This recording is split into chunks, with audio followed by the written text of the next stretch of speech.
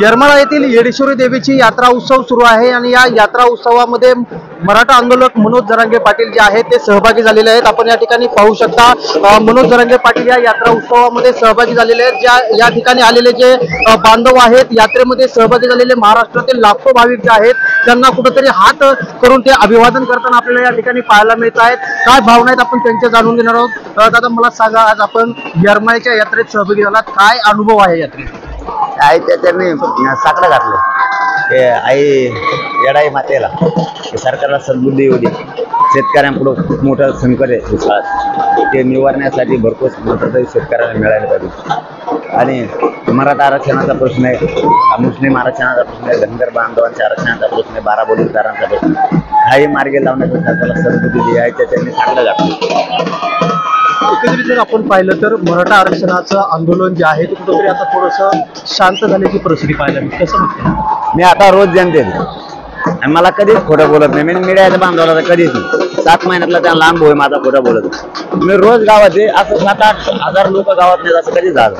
फक्त एवढं आहे की आदर्श आचारसंहितेचे नियम आम्ही पाळले। काम करताना तर आचारसंहिते नियम पाळून आम्ही थोडं थांबलो। एकदा आचारसंहिता संपली तर पुन्हा त्यापेक्षा दुप्पट पद्धतीने आंदोलन उभा राहणार। मराठ्याला आरक्षण घेतल्याशिवाय सुट्टी नाही। दादा एकीकडे आपण पाहतोय की लोकसभेची जी आहे ती आता निवडणूक सुरू आहे।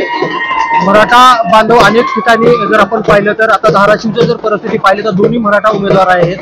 राणाजगदीशसिंह पाटील असतील त्यांनी देखील 13 ट्रकच्या माध्यमातून किंवा काय आंदोलनामध्ये सोय केलेली होती, तर ओमराजे असतील यांनी देखील आरक्षणाचा प्रश्न मांडला होता।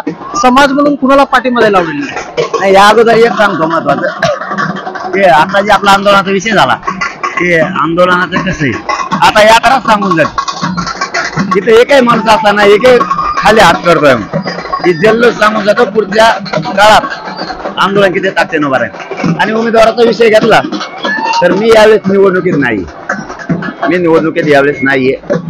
त्यामुळे मी ना कोणाला पाठिंबा देऊ शकतो ना कोणी उमेदवार उभा केला।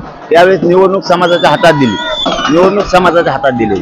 समाजाने ज्याला पाडायचं त्याला पाडा, पण यापर्यंत असं पाडा पडणारा कमीत कमी 5 एक पिढ्या तर त्याच्या घरातलं कोणी उभा नाही राहिलं पाहिजे। मताची भीती वाटली पाहिजे, एकीची भीती वाटायला लागली। म्हणून समाजाला तेवढं मात्र आव्हान आहे, पण कोणाला आणा कोणाला नका आणू हे मी सांगितलं। ना महाविकास आघाडी ना युतीत ना कोणी आम्ही अपक्ष उभा केला ना कोणाला पाठिंबा दिला। मात्र मराठ्यांनी ताकद दाखवणं गरजेचं। विधानसभा निवडणुका आगामी येणार आहेत, त्याच्यामध्ये आपली काय रणनीती असणार आहे, कशा पद्धतीने उमेदवार असतील? नाही, जर सगळ्या स्वारीची अंमलबजावणी नाही केली, मराठा आणि कुणबी एकच आहे हा कायदा जर पारित नाही केला तर मग मात्र निवडणुकीत आम्ही 100% मराठी सगळ्या जाती धर्माला घेऊन उतरणार आहेत आणि ताकदीनं मैदानात सुद्धा आम्ही त्यावेळेस असणार आहे। मी राजकारण नाही करणार, परंतु समाज मात्र देणारा बांधणार आहे। त्याच्यात गेल्याशिवाय समाजाला न्याय मिळू शकत नाही। सत्तेत मराठ्यांना जावंच लागतं, धनगर बांधवाला जावं लागतं, बारा बलुतेदारांना, मुस्लिमांना, दलितांना जावंच लागतं। मनोज जरांगे पाटील थेट उमेदवार असणार का? नाही, मी राजकारणात जाणारच नाही। आताच गेलो असतो, मी एकही उमेदवार माझ्या विरोधात दिलेला नव्हता। मी तर आताच गेलो असतो।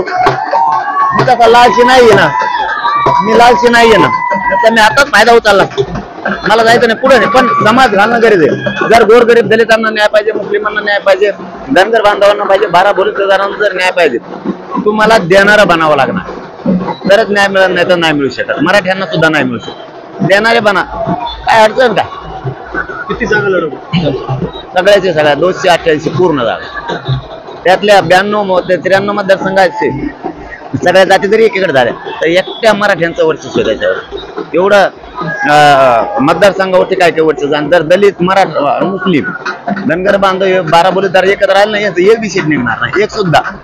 त्यांनी मला त्या वाटेवर नेऊ नये। माझ्या आमच्या चॅनलच्या माध्यमातून त्यांना विनंती, तुम्ही आम्हाला या वाटेवर नेऊच नका। राजकारण माझा मार्ग नाही, मला राजकारण नाही करायचं। तुम्ही आरक्षण नाही दिले मग मात्र आमचा नाविला आम्हाला ते घेण्यासाठी तुम्ही आमच्या केसेस करता। ते अन्याय जर आम्हाला बंद करायचं असेल तर आम्हाला त्याच्यात जावं लागणार, कारण त्याशिवाय पर्याय नाही। आताच आपल्या बांधवांनी एक प्रश्न विचारला होता की आंबेडकर साहेब पण उभा आहे। आमचं म्हणणं आहे की समाज त्यांना उघड्यावर नाही पडू देणार। आता मी निवडणुकीत नाहीये, त्याच्यामुळे मी ना कोणाला पाठिंबा देऊ शकतो ना काही, पण एक विनंती करू शकतो की समाजानं विचार करून आंबेडकरांचे वारस आहेत त्यांना विचार करून सहकार्य केलं पाहिजे, असं माझं म्हणणं आहे। आणि कोल्हापूरलाही सातारालाही छत्रपतींचे राजगादी आहे. गादीचा मान सन्मान म्हणून समाजानं विचार करून सहकार्य केलं पाहिजे, एवढं फक्त सांगू शकतो. मी जाहीर पाठिंबा द्या म्हणू शकत नाही, उभा राहा म्हणू शकत नाही. कारण माझ्यासाठी किंवा महाविकास आघाडी असो किंवा युती असो किंवा कोणी उभा राहिलेले असो, मी निवडणुकीत नाही म्हणल्याच्या नंतर मला सगळे सारखे आहेत.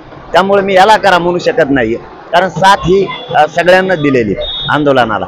परंतु एक राजगादीचा मान म्हणून समाजाने विचार करून साथ दिली पाहिजे, एवढंच फक्त मी म्हणू शकतो. आणि आंबेडकर साहेबांचे वंशज आहेत, त्यांनाही समाजाने विचार करून साथ दिली पाहिजे. आता काय करायचंय हे समाज ठरवेल, मी नाही सांगू शकत. विचार करून पाठबळ द्यायचंय की नाही द्यायचं हे समाज ठरवेल. नक्कीच आपण पाहतोय की अगदी दिलखुलास गप्पा ज्या आहेत ती जरांगे पाटील यांनी मारलेल्या आहेत. आणि आगामी काळामध्ये मराठा आरक्षणाचा जर प्रश्न मार्गी नाही लागला तर विधानसभेच्या निवडणुकीमध्ये मराठा समाजाकडून उमेदवार उभा टाकले जाणार आणि ते ताकदीनं निवडून येण्यासाठी प्रयत्न करणार, असं देखील आता मनोज जरांगे पाटील यांनी म्हटलंय. बालाजी सुरवसे, साम टीव्ही. देश विदेशातील प्रत्येक घडामोडींचे लाईव्ह अपडेट मिळवण्यासाठी आता साम टीव्हीच्या सर्व सोशल मीडिया प्लॅटफॉर्मला लाईक, फॉलो आणि सबस्क्राईब करा. तसंच सर्व नोटिफिकेशनसाठी बेल आयकॉन प्रेस करायला विसरू नका.